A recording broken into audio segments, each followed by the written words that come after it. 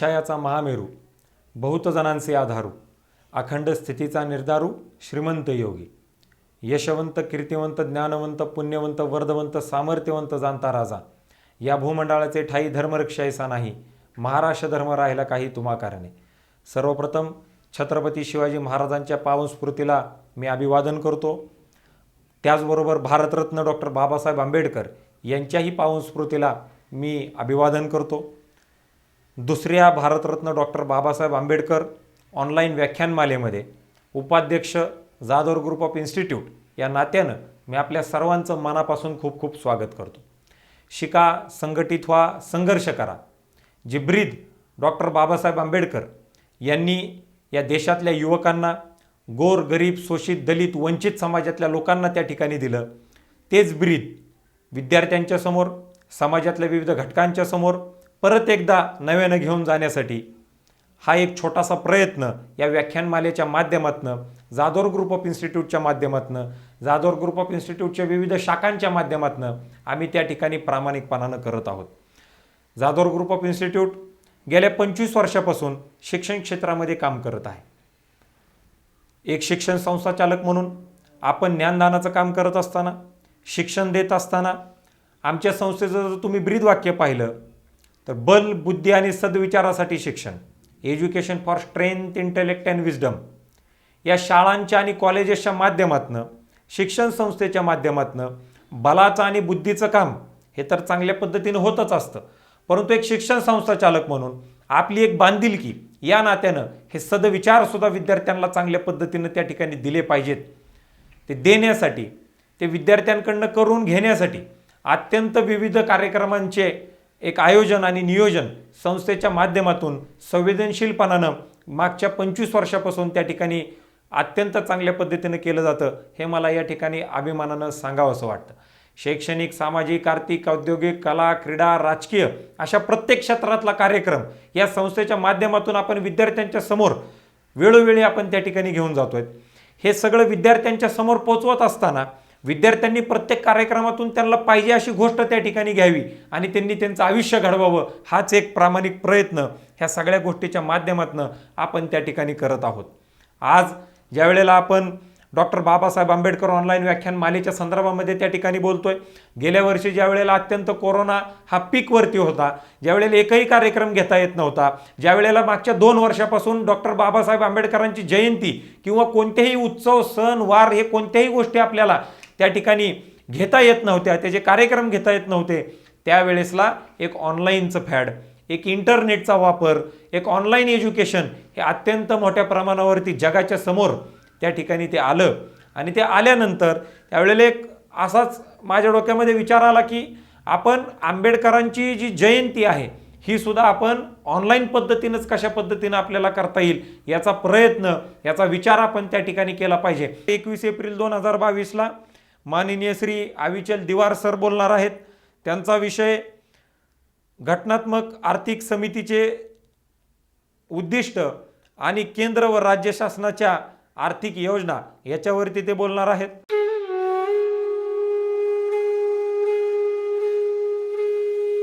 अविचल दिवार. सामाजिक बांधिलकीच्या नात्यातून अनेक व्यक्ती, संस्था आपल्या परीनं समाजाला काहीतरी देण्याचा प्रयत्न करत असतात. मग ती मदत पैशाच्या रूपाने असेल किंवा वस्तूंच्या रूपाने. मात्र ही मदत करत असताना समोरच्या व्यक्तीचाही सन्मान राखला गेला पाहिजे, हा विचार ठेवून समाजकार्य करणारे अविचल दिवार एक अनोखे व्यक्तिमत्व म्हणावे लागेल. वंचित समाजातील तरुणांनी हात पसरून काही मिळवण्यापेक्षा त्यांना रोजगाराच्या माध्यमातून विकासाचे हक्काचे साधन मिळवून दिले पाहिजे, हा विचार आणि कृती त्यांनी प्रत्यक्षात आणली आहे. तेच त्यांच्या आजपर्यंतच्या वाटचालीचे वेगळेपण आहे. त्यामुळेच सामाजिक चळवळीला व्यावसायिकतेची जोड किंवा व्यवसायाला सामाजिक विचारांची जोड देऊन वेगळे प्रकल्प राबवण्याचे अभिनव प्रयोग अविचल दिवार यांनी यशस्वी केले आहेत. अविचल दिवार किशोर वयात असतानाच त्यांचे पितृछत्र हरवले. त्यानंतर त्यांनी गरवारे महाविद्यालयातून पदवीपर्यंतचे शिक्षण पूर्ण केले. अतिशय लहान वयातच त्यांनी छोटे मोठे व्यवसाय सुरू केले. सुरुवातीच्या काळात अगदी झेरॉक्स दुकान चालवण्यापासून ते टीव्ही, VCR भाड्याने देणे असे व्यवसाय त्यांनी केले. पुढे त्यांना पेयजल उत्पादन कंपनी सुरू करण्याची प्रेरणा मिळाली आणि 20 मार्च व्हेंचर्स प्रायव्हेट लिमिटेड ही कंपनी स्थापन केली. डॉक्टर बाबासाहेब आंबेडकर यांनी 20 मार्च रोजी चौदार तळ्याचा सत्याग्रह केला होता. या घटनेची आठवण म्हणून ही कंपनी स्थापन करण्यात आली. अविचल धिवार हे सामाजिक, सांस्कृतिक, शैक्षणिक आणि राजकीय क्षेत्रात वावरणारे कार्यकर्ते आहेत. तसेच ते विचारवंत आणि उत्कृष्ट वक्तेही आहेत. त्यांनी विविध सामाजिक संस्था उभारल्या आहेत.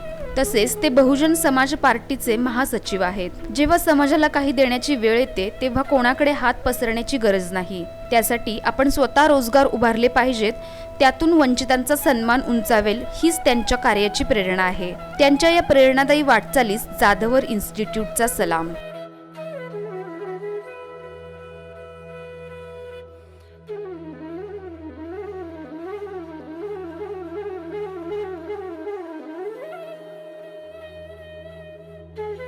जय भीम. मी अविचल धिवार. 1984 सालापासून फुले शाहू आंबेडकरी चळवळीत सांस्कृतिक क्षेत्र, शैक्षणिक क्षेत्र, सामाजिक, राजकीय आणि आर्थिक क्षेत्रामध्ये कार्यरत आहे. 1984 साली क्रांती थिएटर्स, क्रांती कल्चरल अकॅडमी याच्या माध्यमातून, त्यानंतर भारतीय विद्यार्थी संसद या माध्यमातून, एकलव्य मिशन आणि मग राजकीयदृष्ट्या बहुजन समाज पक्ष या माध्यमातून कार्यकर्ता म्हणून काम करत आहे. पुढे आर्थिक चळवळीमध्ये आपण सहभाग घेतला पाहिजे या भावनेतून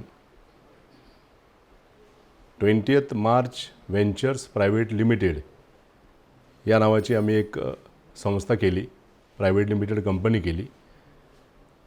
आणि त्या कंपनीच्या माध्यमातून बाबासाहेबांचं जे अर्थशास्त्र आहे, बाबासाहेबांचा जो आर्थिक स्वाभिमानाचा विचार आहे, तो या देशामध्ये विशेषतः अनुसूचित जाती, अनुसूचित जमाती आणि इतर मागासवर्गीय या समाज घटकाने तो स्वीकारावा या दृष्टिकोनातून 20th March ventures private limited या कंपनीच्या माध्यमातून आम्ही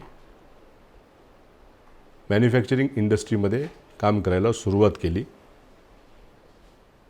20 मार्च नावाचा एक पाण्याचा ब्रँड आम्ही या देशाला लोकार्पित केलेला आहे आणि त्या दृष्टिकोनातून आम्ही आता आर्थिक चळवळीमध्ये कार्यरत आहोत. Doctor Sudhakarrao Jadhavar social and educational trust ही जी पुण्यातली नामांकित संस्था आहे, त्या संस्थेचं वेगळेपण याच्यातच दिसतं की त्यांनी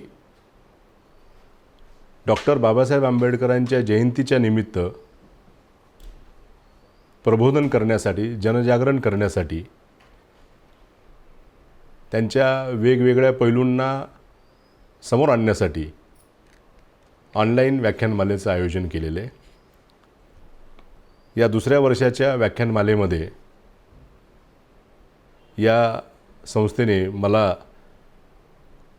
माझी भूमिका आपल्यासमोर मांडण्यासाठी निमंत्रित केलं. त्याबद्दल मी डॉक्टर सुधाकरराव जाधवर आणि या संस्थेचे अध्यक्ष ॲडव्होकेट शार्दूल सुधाकरराव जाधवर, त्यांच्या संस्थेचे सर्व पदाधिकारी या सर्वांचे मी प्रथमतः आभार व्यक्त करतो. आणि आज मी डॉक्टर बाबासाहेब आंबेडकर यांनी जी घटनात्मक आर्थिक समतेचे उद्दिष्ट दिलेले आहेत, त्या उद्दिष्टांच्या परिपूर्तीसाठी केंद्र आणि राज्य शासनाच्या ज्या आर्थिक योजना आहेत त्याचं चिकित्सक विश्लेषण संक्षिप्त स्वरूपात मी आपणासमोर करणार. आज लोकसत्तामध्ये महाराष्ट्र नाट्य आणि चित्रपटसृष्टीमधले एक प्रतिभावंत माननीय संजय पवार यांचा एक लेख प्रसिद्ध झालेला आहे. सांस्कृतिक राजकारणात मूक नायकाची धडाकेबाज एंट्री. सांस्कृतिक क्षेत्रामध्ये आणि राजकारणामध्ये बाबासाहेब किती प्रासंगिक आहेत आणि बाबासाहेब या देशासाठी किती गरजेचे आहेत हे अधोरेखित करणारा हा लेख, ज्या पद्धतीने आज बाबासाहेब आंबेडकरांची सर्वसमावेशकता आणि सर्वव्यापकता ही त्या पद्धतीने, मग ती सांस्कृतिक क्षेत्रात असेल, राजकारणात असेल, समाजकारणात असेल, ती निर्विवादपणे स्वीकारली गेलेली आहे, स्वीकारली जात आहे.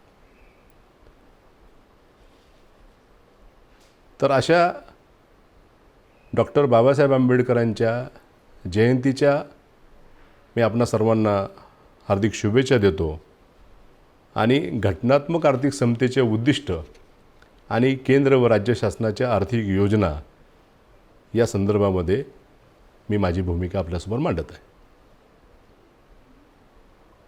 भारतीय राज्यघटना या देशाला अर्पण करताना डॉक्टर बाबासाहेब आंबेडकरांनी भारतीयांना एक इशारा दिला होता. तो जो इशारा आहे तो इशारा याप्रमाणे त्यांनी दिला होता. ते संविधान सभेमध्ये म्हणाले होते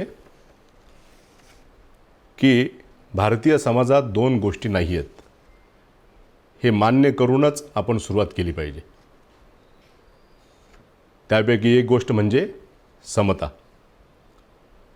सामाजिकदृष्ट्या भारतीय समाज विषमतेच्या तत्वावर आधारलेला आहे. ते विषमतेचे तत्व म्हणजे काही जणांना उच्च स्थान तर उरलेल्यांना नीच स्थान अशा प्रकारचे आहे.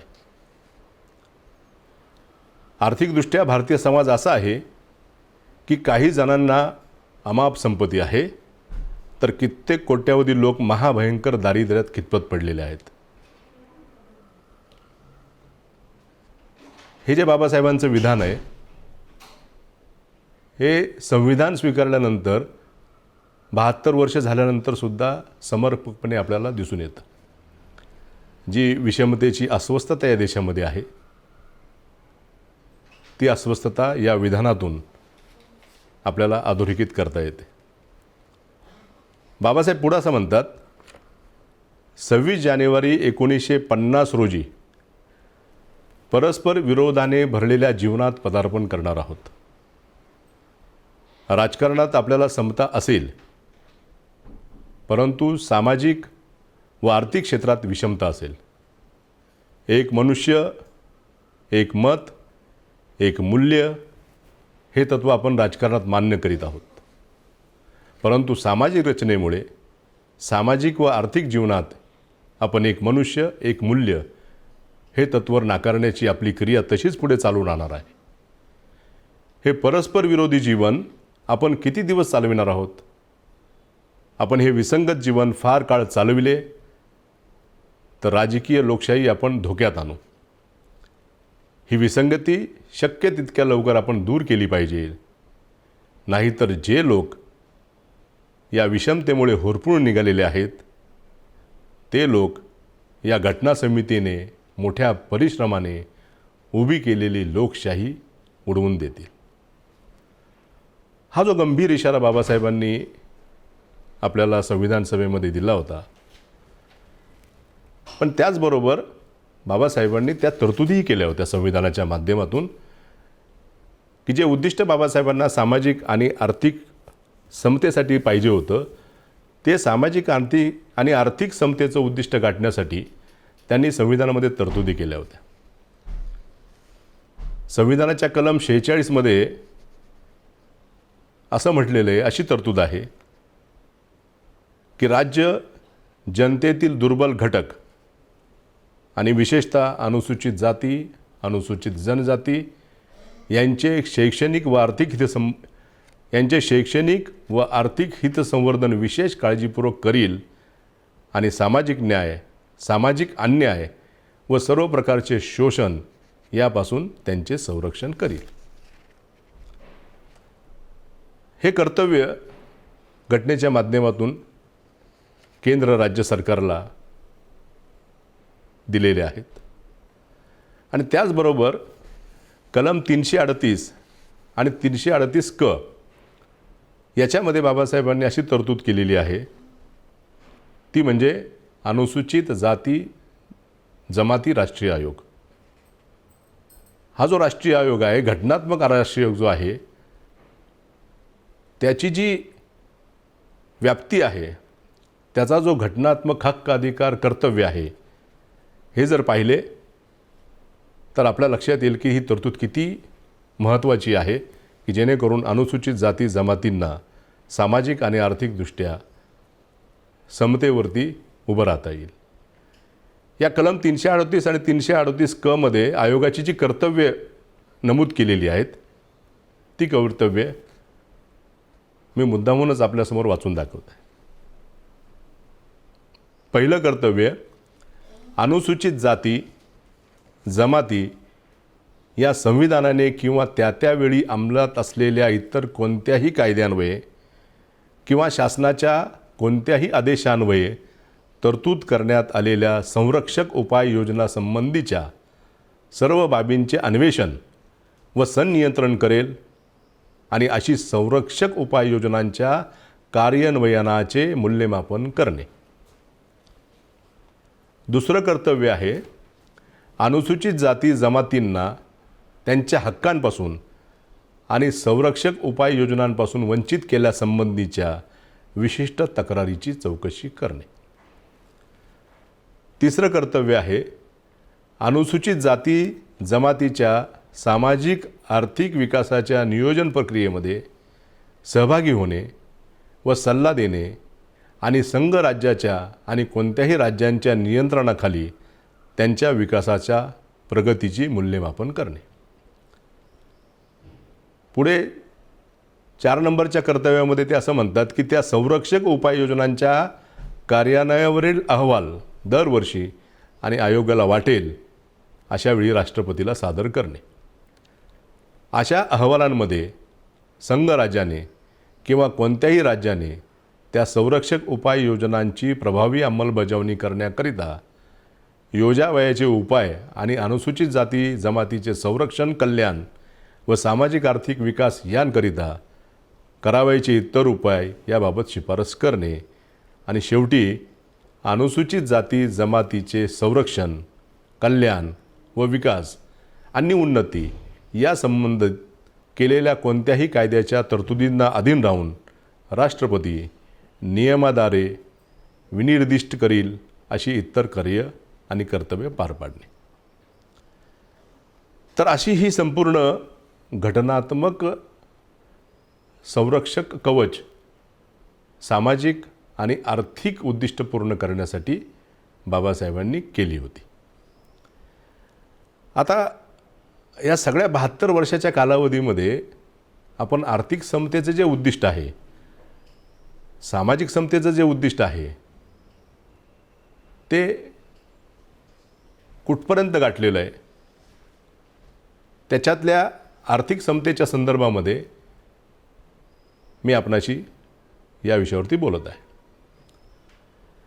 महाराष्ट्र राज्य सरकारची एक योजना आहे जी 1978 साली अनुसूचित जातीच्या वर्गाचा आर्थिक विकास करण्यासाठी, या वर्गातून व्यवसाय करणारे, व्यापार करणारे, उद्योजक निर्माण करण्यासाठी महात्मा फुले मागासवर्ग विकास महामंडळाची स्थापना करण्यात आली.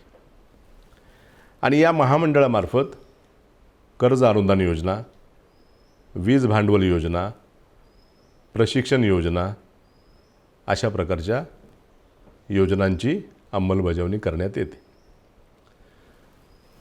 त्याचबरोबर या महामंडळाला राष्ट्रीय अनुसूचित जाती आणि जमाती वित्त विकास व महामंडळ हे नवी दिल्लीतलं जे केंद्र सरकारचं आर्थिक विकासाचं महामंडळ आहे, NFSFDC, याच्या ज्या काही योजना आहेत त्या योजनासुद्धा महाराष्ट्रामध्ये महात्मा फुले मागासवर्ग विकास महामंडळाच्या माध्यमातून राबवल्या जातात.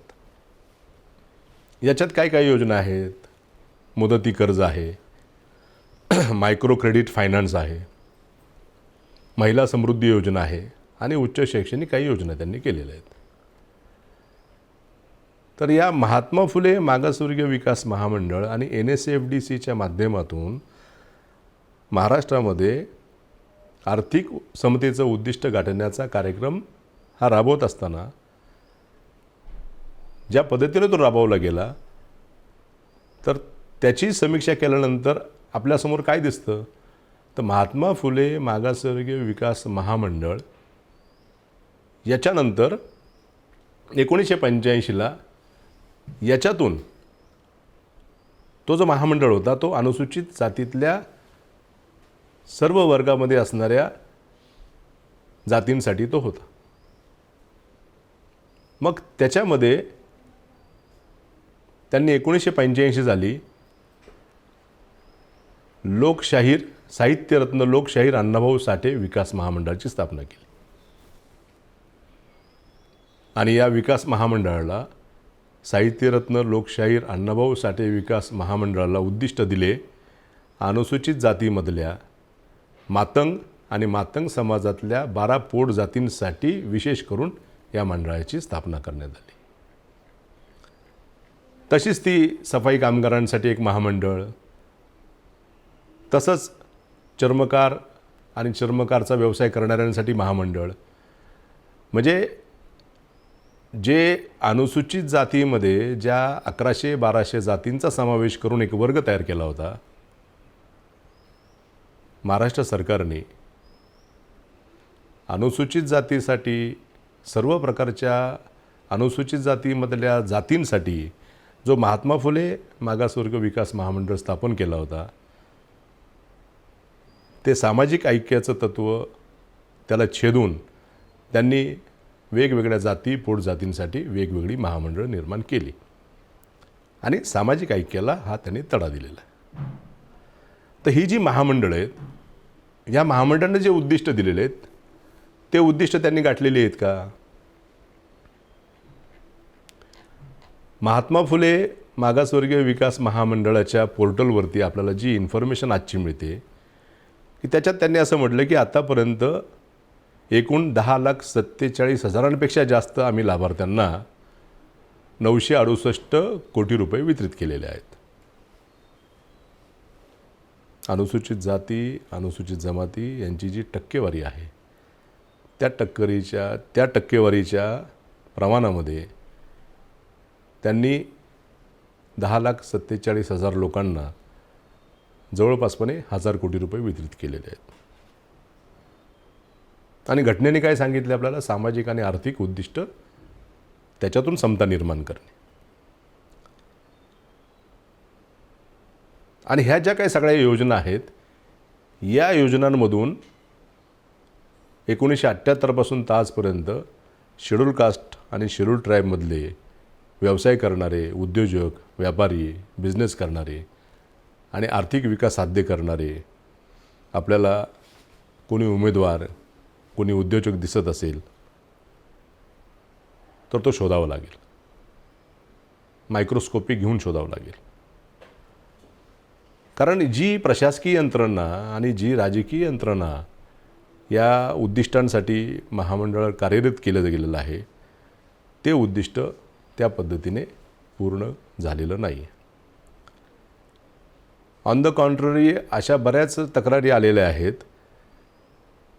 की या योजनांमुळे अनेकांना देशोधडीला लावावं लागलेलं आहे. म्हणजे त्यांची जी पात्रतेचे जे निकष असतात बँकेसाठी, ते निकष, त्यांचे जे काही फायनान्शियल रेकॉर्ड्स असतात ते सगळे निगेटिव्ह झाल्यामुळं त्यांना पुढे जाऊन खूप आर्थिकदृष्ट्या त्रास होतो आणि व्यवसाय करण्यामध्ये त्यांना जे एक पूरक वातावरण पाहिजे ते वातावरण निर्माण काही होत नाही. तर अशी ही जी योजना आहे, जी राज्य सरकारची योजना आहे आणि तिला केंद्र सरकारच्या NSFDCच्या माध्यमातून सुद्धा त्या योजनेचं अंमलबजावणी केली जाते. या सगळ्या गोष्टींचा विचार करून 2014 आणि 2015मध्ये केंद्र सरकारने एक मोठी व्यापक उद्दिष्ट साध्य करणारी योजना आणली. त्या योजनेमध्ये त्यांनी सामाजिक व आर्थिक समतेचं उद्दिष्ट पूर्ण करण्यासाठी आणि त्याद्वारे भारताचा सर्वांगीण विकास साधून एक बलशाही राष्ट्र घडवण्यासाठी आणि आपलं घटनात्मक कर्तव्य पार करण्यासाठी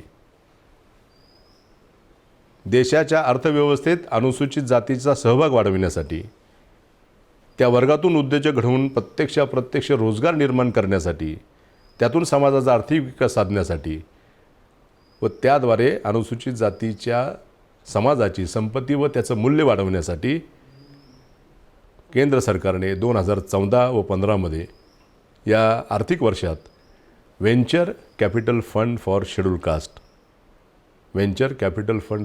कास्ट नावाचं एक कॉर्पस फंड तयार केलं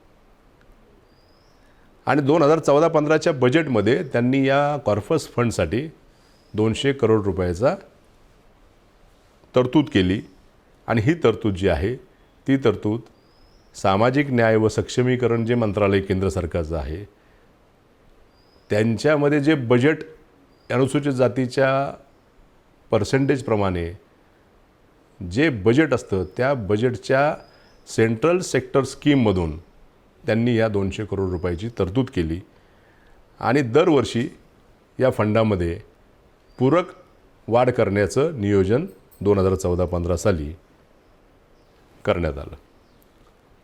2014-15 आणि एक व्यापक उद्दिष्ट लक्षात ठेवून हा जो फंड तयार केला होता त्या फंडचा जर का 7 वर्षातला लेखाजोखा 2022मध्ये आपण घेतला तर तो आपल्यासमोर असा येतो.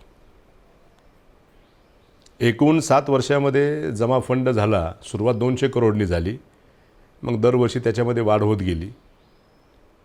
ती वाढ धीम्या गतीनं झाली आणि आत्ता 2022मध्ये या कॉर्पस फंडमध्ये venture capital fund for schedule कास्टसाठी 606 कोटी रुपयाचे प्रोव्हिजन आहे, तरतूद आहे. आणि या 7 वर्षामध्ये ज्यांचं कर्ज मंजूर झालेलं आहे असे जे लाभार्थी आहेत त्यांची संख्या 120 आहे. ज्यांचं कर्ज मंजूर झालं आहे आणि ज्यांना डिस्बर्समेंट केलेली आहे आणि ज्यांनी आपले उद्योग आपला व्यवसाय उभा केलेला आहे त्यांची संख्या 89 आहे. आणि या 606 करोड रुपयामधून आतापर्यंत शेड्यूल कास्टच्या उद्योजकांना जे कर्ज वितरित झालेलं आहे ते 278.77 करोड रुपये आहे. म्हणजे ही आकडेवारी पाहिली आणि जे उद्दिष्ट आहे त्याची व्यापकता पाहिली तर आपला सगळ्यांचा भ्रमनिरास होतो. हे असं का घडतं? हा जो फंड आहे हा फंड दिल्लीतल्या IFCI venture capital funds limited या कंपनीकडे दिलेला आहे आणि सामाजिक न्याय मंत्रालयाने एक जी गाईडलाईन नोटिफिकेशन तयार केलेलं आहे त्या गाईडलाईनप्रमाणे त्याचं implementation IFCI venture capital funds limited याप्रमाणे करतं. याच्यामध्ये शेड्यूल कास्टच्या उद्योजकांना उभं करण्यासाठी त्यांना सवलतीच्या व्याजदरामध्ये कर्ज देणं, अर्थसहाय्य पुरवठा करणं हे उद्दिष्ट त्यांचं आहे. तर 2014मध्ये त्यांनी हे उद्दिष्ट सफल करण्यासाठी व्याजदराचा रेट जो आहे तो 10% होता. तो पुढे 2 वर्षानंतर त्यात मॉडिफिकेशन करून तो 8%वर आणलेला आहे.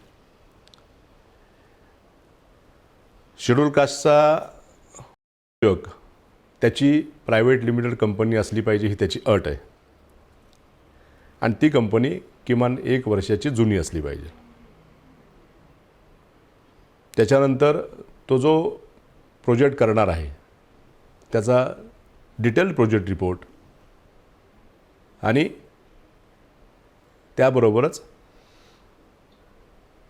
त्यांनी कर्ज घेताना या IFCI व्हेंचर कॅपिटल फंडकडे तारण देणं गरजेचं आहे. तारण हे मॅन्डेटरी आहे.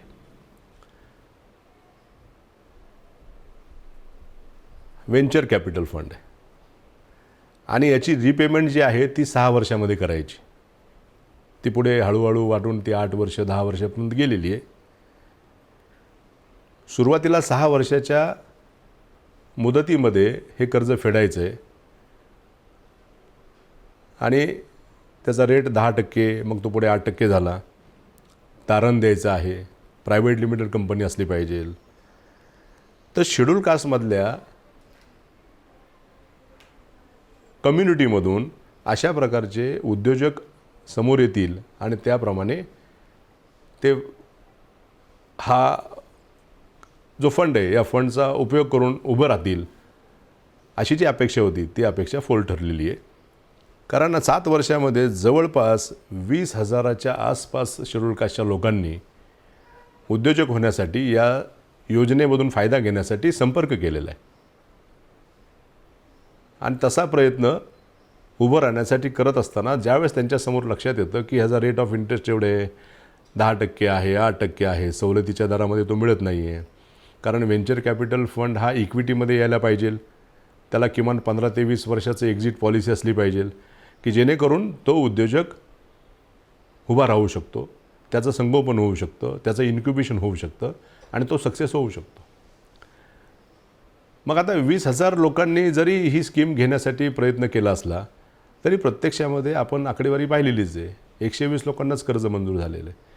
कारण ही स्कीम शेड्यूल कास्टच्या लोकांना औद्योगिक दृष्टिकोनातून आणि व्यावसायिक दृष्टिकोनातून उभं करण्यासाठी जे एक पूरक अशा प्रकारचं वातावरण असलं पाहिजे, नियम असले पाहिजेत, तसे काही ते नियम नसल्यामुळं तो प्रतिसाद या स्कीमला मिळालेला नाही. आणि अशा पद्धतीने हे जे काही आर्थिक समतेचं जे उद्दिष्ट आहे ते आर्थिक समतेचं उद्दिष्ट गाठण्यासाठी या सगळ्या स्कीमचं पुनर्जीवन करणं पाहिजे. या सगळ्या स्कीममध्ये रिफॉर्म केले पाहिजेत, बदल केले पाहिजेत. आणि जे राष्ट्रीय आंतरराष्ट्रीय स्तरावरती व्हेंचर कॅपिटलचे जे प्रकार आहेत, ज्याप्रमाणे व्हेंचर कॅपिटल फंडचं इम्प्लिमेंटेशन केलं जातं, त्याची अंमलबजावणी केली जाते, त्या पद्धतीने शेड्यूल कास्टच्या उद्योजकांनासुद्धा सपोर्ट दिला पाहिजे आणि व्हेंचर कॅपिटलचा तो जो प्रकार आहे तो त्याप्रमाणे राबवला पाहिजे.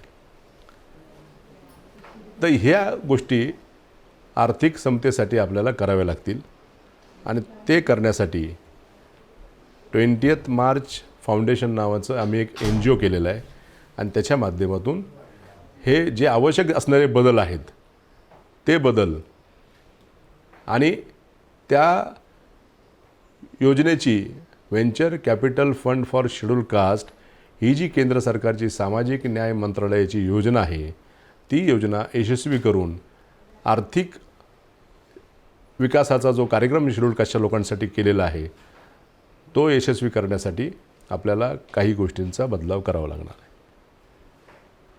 एक तर इंटरेस्ट 4% आसपास असला पाहिजे. तारण पहिल्या जनरेशनच्या शेड्यूल कास्ट कम्युनिटीकडे कुठल्याही प्रकारचं तारण नाही आहे. तारणची जी बंधनकारकता आहे ती काढली पाहिजे. तो ज्या उद्योगासाठी जो लँड घेणार आहे, बिल्डिंग करणार आहे, ते प्रायमरी जे तारण असतं ते तारण या स्कीममध्ये तुम्ही देऊ शकता, घेऊ शकता. आणि रिपेमेंट शेड्यूल जे आहे ते रिपेमेंट शेड्यूल तुम्ही पैसे दिल्या लगेच सुरू होतं. मग त्यांनी बिझनेस करायची वेळ, त्याच्या बिझनेसमध्ये येणाऱ्या अडचणी असेल त्याचा विचार न करता लगेच रिपेमेंटचा जो प्रकार आहे तो प्रकार उद्योजकांना उभा करू शकत नाही.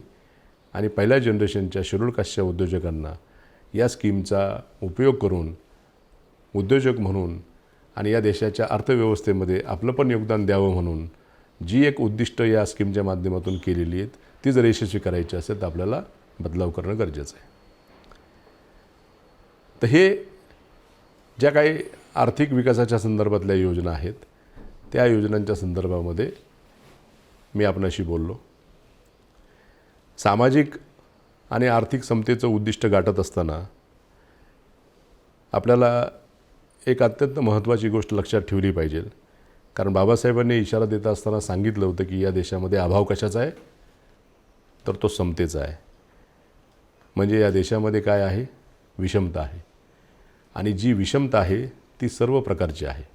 मग ती सामाजिक विषमता असेल, मग ती सांस्कृतिक विषमता असेल, मग ती आर्थिक विषमता असेल, मग ती शैक्षणिक विषमता असेल.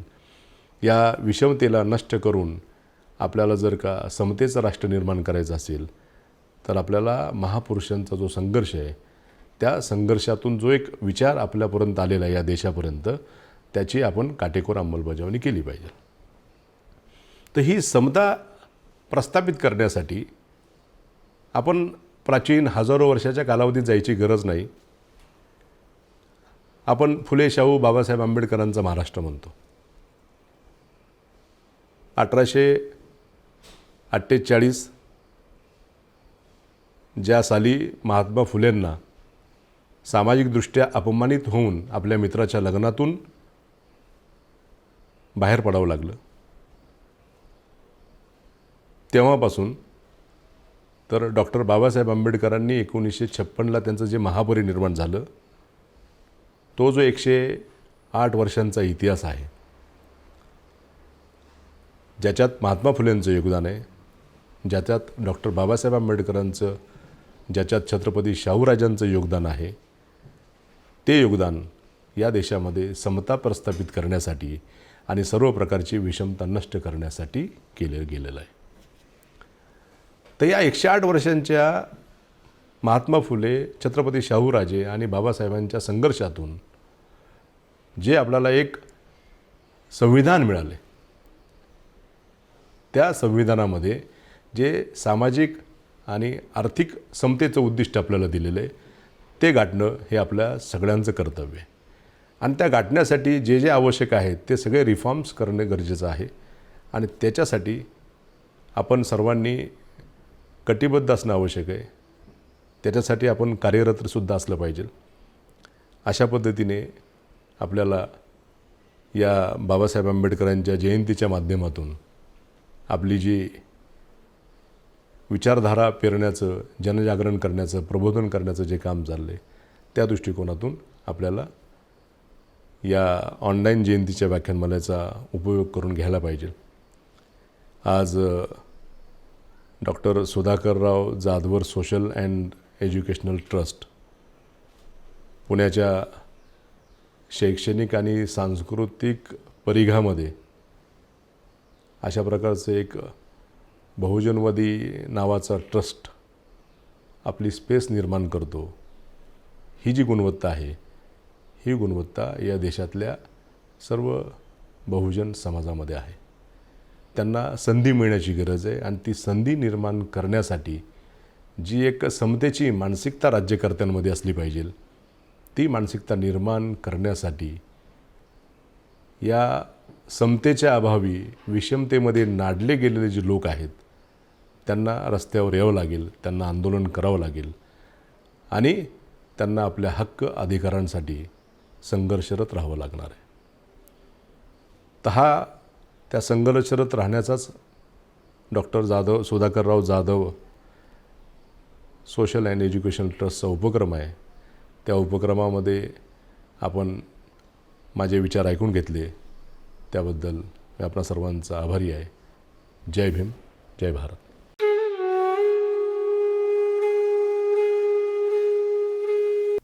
नमस्कार. दुसरी भारतरत्न डॉक्टर बाबासाहेब आंबेडकर ऑनलाईन व्याख्यानमाला सुरू झालेली आहे. मला अत्यंत आनंद होतो की या व्याख्यानमालेमध्ये अनेक वेगवेगळे तज्ज्ञ, सामाजिक कार्यकर्ते, शिक्षण क्षेत्रामध्ये काम करणारे तज्ज्ञ, वकील क्षेत्रामध्ये काम करणारे तज्ज्ञ अशा अनेक लोकांनी डॉक्टर बाबासाहेब आंबेडकरांच्या विविध अष्टपैलू व्यक्तिमत्वावरती प्रकाश टाकलेला आहे आणि अत्यंत चांगल्या पद्धतीनं सर्वांपर्यंत डॉक्टर बाबासाहेब आंबेडकरांचे विचार पोचावेत, वेगवेगळे पैलू लोकांना माहीत व्हावेत, हा या व्याख्यानमालेचा आणि त्याच्या मागचा उद्देश आहे. ही व्याख्यानमाला आयोजित करताना सर्व व्याख्याते यांचे संस्थेच्या वतीने मी आभार मानतो. टेक्निशियन ज्याने ऑनलाईन ही प्रक्रिया राबवली, तुमच्यापर्यंत पोहोचवण्याचं काम केलं, त्यांचे मी आभार मानतो. आपण सर्व श्रोते फार मोठ्या प्रमाणावरती याला साथ देत आहात. आपलेही सर्वांचे मी आभार मानतो आणि थांबतो. जय हिंद, जय महाराष्ट्र.